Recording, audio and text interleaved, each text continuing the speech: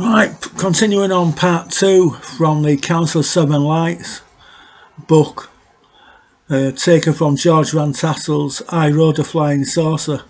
Managed to find it. The previous message, it said that,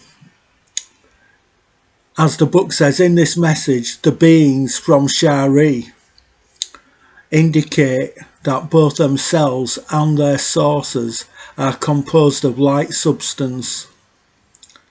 They can cross through each other just like the beams from two flashlights without disturbance. So because they're made of light and their flying saucers are made of light, they can actually cross between each other, go through each other, just like two flashlight beams can cross each other, and there's no effect, no disturbance. So that is amazing, and that explains quite a lot. Here you've got another message from May the 23rd, 1952. Greetings, I am Cletarch.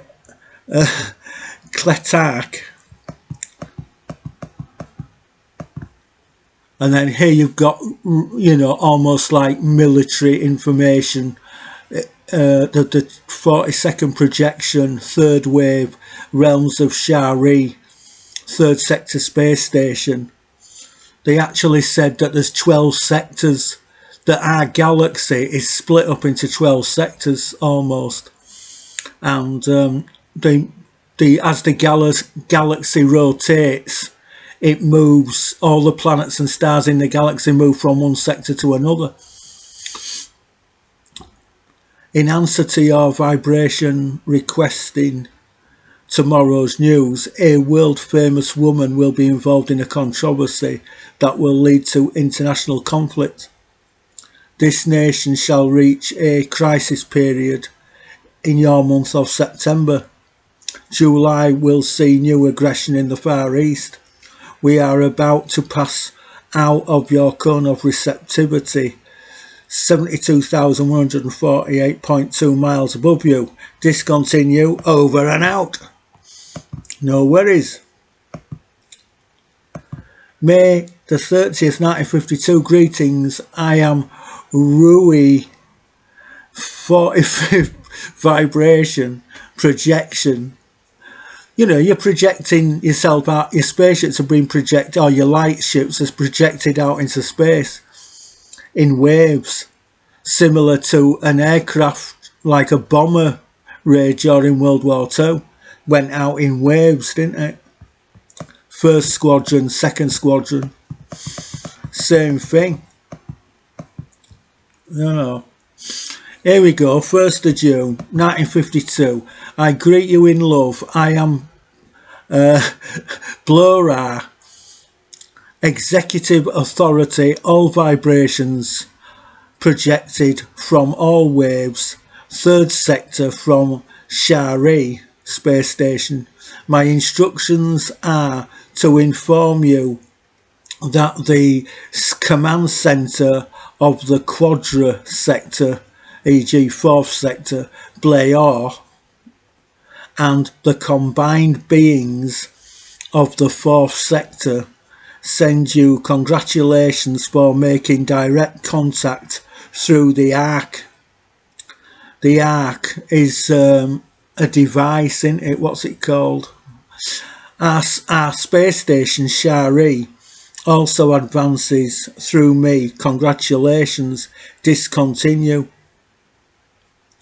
Was a device, wasn't it?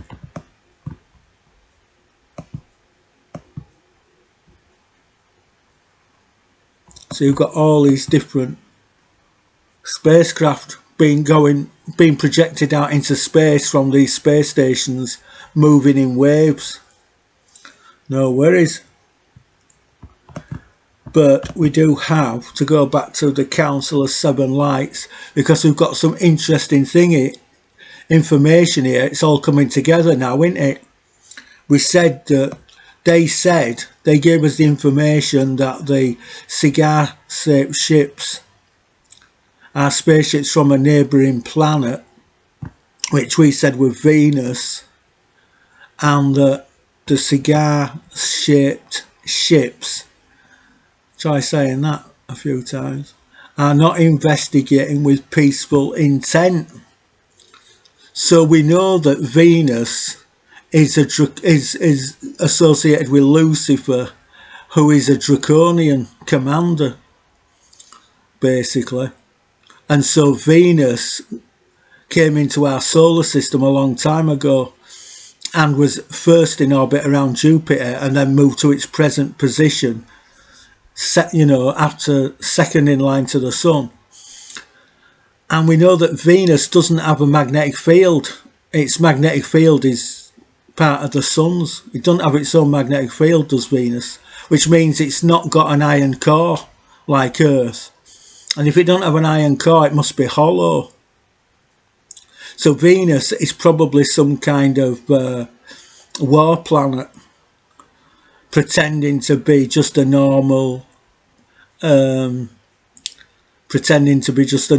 planet, but it's not a normal planet because it's been specially modified. It doesn't have a magnetic core, an iron core. It doesn't have a magnetic field. And that means the people on Venus who live on Venus can't time travel, because you can only time travel through the magnetic field, which is another interesting point. So these people can't escape, is another thing, apart from by ship. So these cigar-shaped ships are not investigating with peaceful intent because they've been sent by the Draconian Empire via their commander Lucifer to spy on us and to send information back to the Draconian Interstellar destroyer fleet of 118 war planets, including its 2 flagships. And they use, Venus is hollow, but it'll be installed with hypergravity technology, which means that it can change its density. It allows special equipment on board, or special fields that it can generate where it can vary its density. Hypergravity technology, that's why the moon again is another spaceship in a tidal lock around the Earth from 13,000 years ago, because according to mythology that moon hasn't always been there. In fact, according to mythology, about 20,000 years ago it tried to get into orbit around Earth and failed, and then it came back about 7,000 years later. That's according to the mythology. But anyway, another interesting thing is to do with the light ships. It says, my command centre has given me authority to describe vaguely this ship I command. In your dimensions, my what you would call flagship is 300 feet thick and 1,500 feet in diameter. Our crew is 7,200. It's like, what? We're not crowded. Don't forget, they don't have to go round each other. Neither do our ships, you see. So that tells you that they're made of light. The people on board are made of light, and so are the ships, and they can pass through each other just like torches. The beam lights of torches can pass through each other. Our propulsion is the transmutation of hard light particles into soft light particles. Let your scientists figure that one out, not being fourth dimensionally minded. They will discount the possibility. Well, you see, this is higher dimensional physics, and unless you understand about the fourth dimension, the fifth dimension, there are actually 12, there are 9, Fourth in his book said there are 9 interlocked spaces from the 3rd to the 12th dimensions. But you've got to read all the books, you've got to think about it, you've got to piece it together like a jigsaw puzzle.